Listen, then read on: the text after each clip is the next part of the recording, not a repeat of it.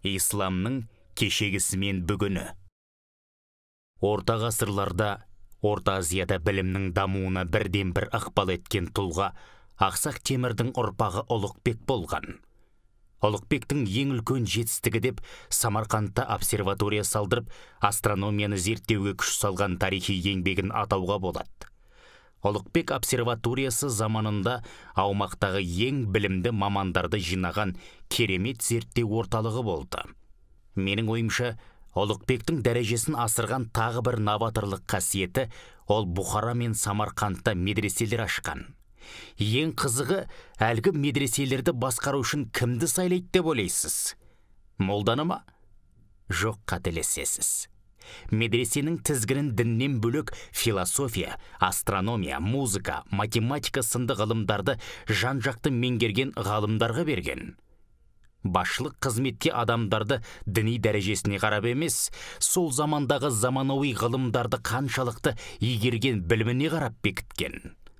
Осы әрекет үшін де тек діннің тарихын білетін молдалар Ұлықбекке іштей наразы болған.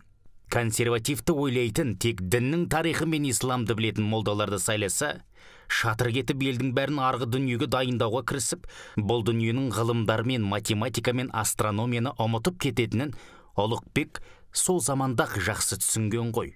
Осы қасиеті үшін де тарихта молдалар емес, Ұлықбектің аты қалды.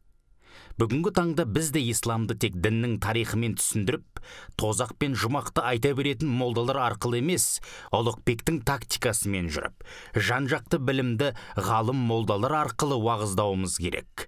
Молдалар исламды Әл-Фарабидің трактаттары, Ибн Синаның еңбектері, Хорезмидің математикасы, Ұлықбектің астрономиясы арқылы түсіндіре білетін жаңа деңгей мен талапқа өсу керек.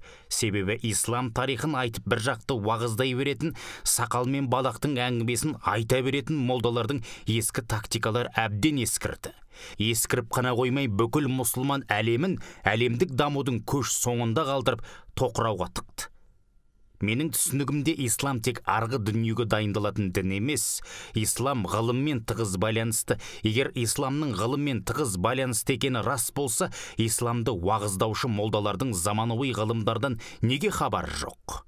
Білсе айтады, білмесе несін айтады демекші, бүгінгінің молдалары айналып келіп тозақ пен жұмақ, тоқал мен хорғыздары, балақ пен сақалдың әңгімесін қозғай береді.